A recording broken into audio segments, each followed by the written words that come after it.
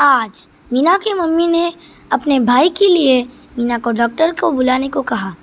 मीना जल्दी से भागती हुई गई और डॉक्टर को बुलाने के रास्ते पर भागने लगी।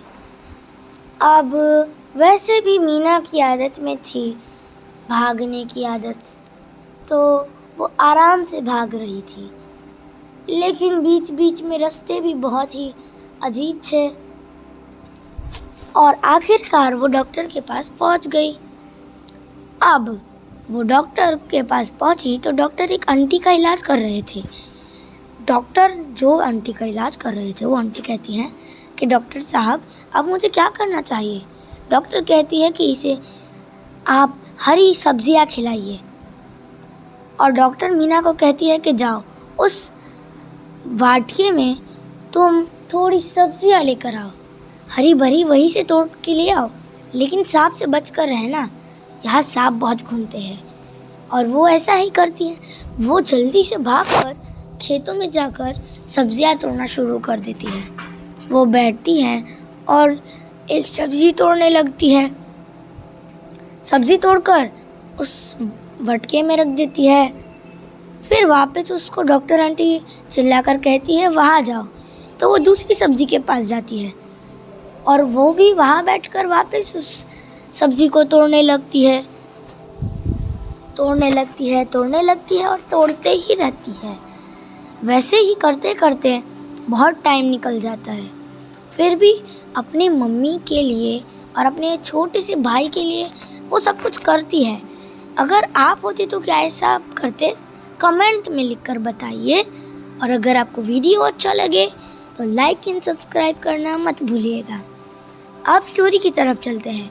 अब मीना कुछ भाजियाँ तोड़ के थोड़े पत्ते गोभी तोड़ने लगती है, पत्ते वाली सब्जियाँ तोड़ने लगती है, पत्ता गोभी भी तोड़ती है वो, और 2-3 सब्जियाँ तोड़ती है।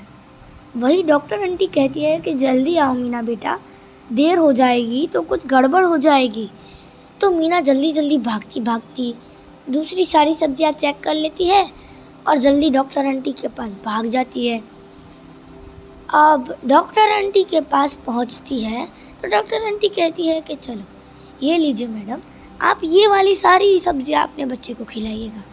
और फिर वो मीना के साथ निकल पड़ती है और उसके मम्मी के पास पहुंच जाती है। अब डॉक्टर आंटी उस मीना के भाई को चेक करती है और कहती है कि ये बहुत वीक हो चुका है, अब इसे दवाइयाँ देनी ज़रूरी है। मीना बेटी जल्दी जाओ और दवाई लेकर आओ। डॉक्टर आंटी उसे एक पर्चा निकाल कर देती है। मीना उस पर्चे को पढ़ती है, दफ्तर लेकर साइकिल को लेने चली जाती है, लेकिन साइकिल में हवा नहीं होती। ऐसा सोचकर वो सोचती है कि चलो ठीक है, मैं हैंड पंप ले आती हूँ। वो घर की तरफ वापस जाती है और हैंड पंप उठाकर लाती है। ऐसा करके वो हवा भरने लग जाती है। हवा में भरने लगती है। भरते भरते वो थक जाती है, उसकी सांस भी फूलने लगती है, लेकिन आखिरकार वो हवा भर लेती है। अब हैंडपंप को रखकर वो जल्दी से अपनी साइकिल को भगाकर जाने लगती है। अब वापस उसे साइकिल से सारी चीज़ों को बचाकर जाना होगा। वो वापस ऐसा ही करती है, जैसे चल के गई थी डॉक्टर को बुलाने, वैसे ही वो हॉस्पिटल के पास जो दवाई की दुकान है वहाँ जाकर दवाई लेने जाएगी और फिर वो दवाई डॉक्टर आंटी को देगी। ये सोचकर वो जल्दी से भागने लगती है। डॉक्टर आंटी जहाँ थे वहाँ की उस जगह से भी वो चली जाती है और अब हॉस्पिटल आने में कुछ ही देरी थी। उसे बहुत ज़्यादा खुशी थी कि उसे भाई हुआ है और वो उसे पाल भी रही है। ऐसा करके वो जल्दी से जल्दी उस जगह पर पहुंच जाती है जहाँ से उसको दवाई लेनी होती है। आखिरकार पहुंचने के बाद वो सोचती है कि क्यों ना मैं अब पहुंच ही गई हूँ तो दवाई ले लूँ, और वो ऐसा ही करती है। वो साइकिल को जल्दी जल्दी रखकर भागती है जिससे कि वो हॉस्पिटल पहुंचती है आखिरकार।